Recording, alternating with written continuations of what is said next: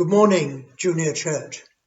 Thwaite and I want to talk to you today about the Israelites escaping from Egypt.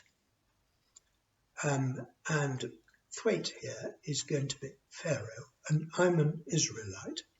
And you see this thing here, which is actually my kitchen table, but I want you to pretend it's a tent.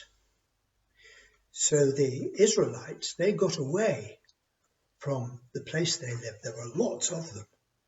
There were more than 1 million people. And they went away and they didn't go straight towards the land which God had promised them. Instead, they went on a big curved route. And they set out from Egypt and they got to the Red Sea.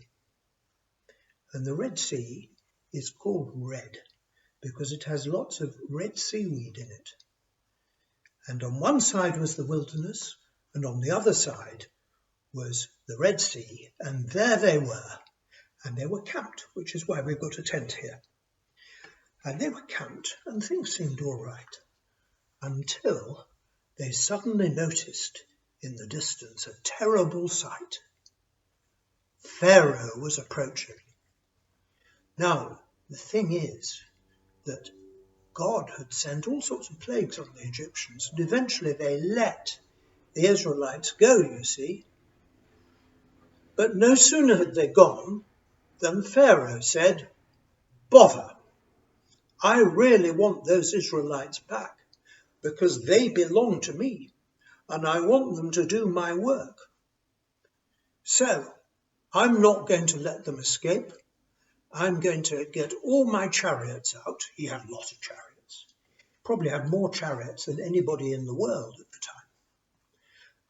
And we're going to chase them. And he found out where they'd gone, and off he went with all his chariots.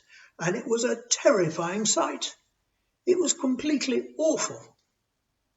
And the Israelites panicked when they saw this. They were in their tents. And they said to Moses, they said, "Weren't there enough graves in Egypt for us? Why did we have to come out here to this horrible place to be killed? It was really quite nice in Egypt. Well, we liked it, and we could have whatever we wanted.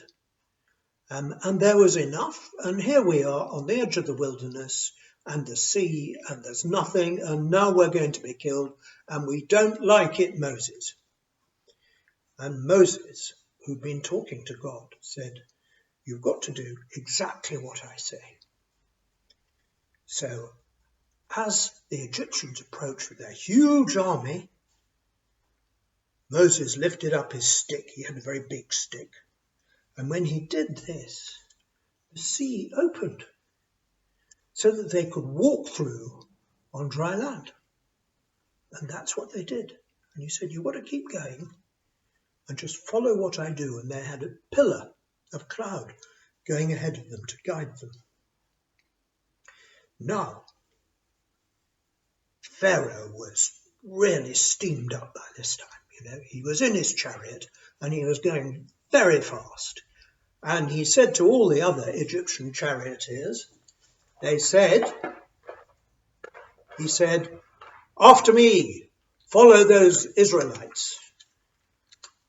And Pharaoh, this is Pharaoh, was in the lead, and he was in his chariot right at the front, and he went into the sea at huge speed where the sea had been, and all the other chariots followed him.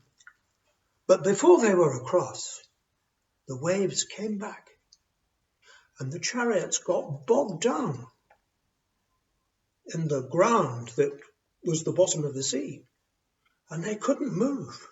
And the waters got higher and higher and higher. And Pharaoh said, "I'm out of here. I don't like this at all. I'm off." But he wasn't off because he couldn't go one way or another. He was swimming, and he wasn't very good at swimming.